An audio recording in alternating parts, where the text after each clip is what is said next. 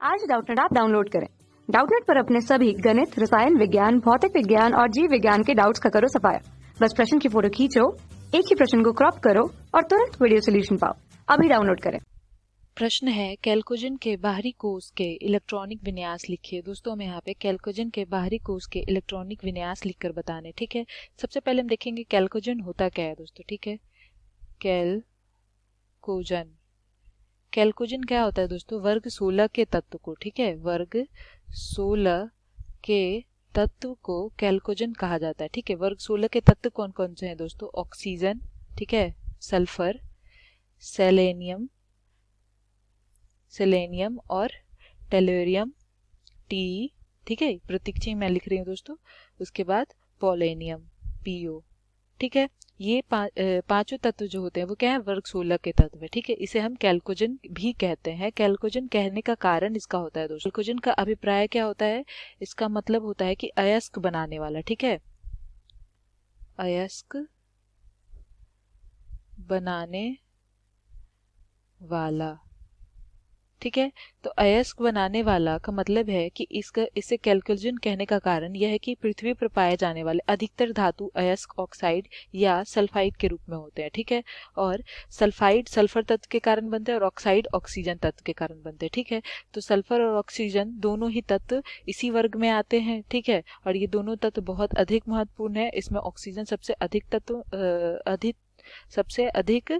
तत्व माना जाता है। यह वायुमंडल में लगभग 21% भाग आयतन में पाया जाता है। ठीक है, इसलिए इसे क्या कहते हैं दोस्तों? कैल्कोजन कहते हैं, क्योंकि ये अयस्क बनाने वाले तत्व इसी वर्ग में आते हैं। ठीक है, तो दोस्तों हमें पूछा गया है कि बाहरी कोष का इलेक्ट्रॉनिक विन्यास। तो बाहरी कोष ऑक्सीजन का परमाणु क्रमांक देखते हैं। ऑक्सीजन का परमाणु क्रमांक कितना है? 8।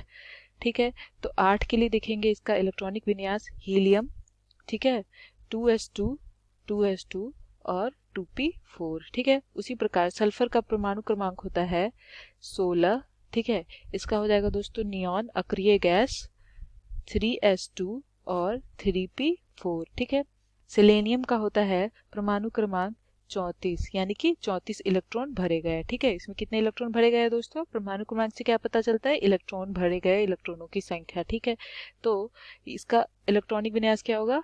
अक्रिय गैस लेंगे आर्गन। ठीक है, इसके नजदीक का क्या है? आर्गन।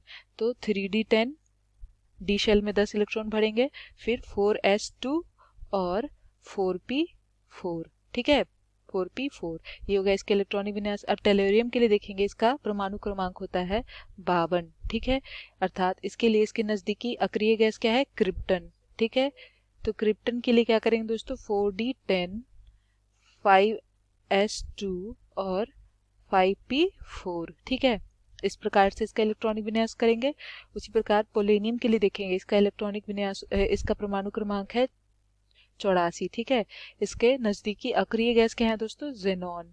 तो 4f4, 4f14, ठीक है, 4f14, 5d10, डी में अधिकतम इलेक्ट्रॉन, एफ में 14 भरेंगे, डी में 10। उसके बाद क्या होगा दोस्तों? 6s2 और 6p4। ठीक है, इस प्रकार से इसका इलेक्ट्रॉनिक विन्यास करेंगे दोस्तों। तो ये इसके 72 कोष में इलेक्ट्रॉनिक विन्यास क्या हो गया?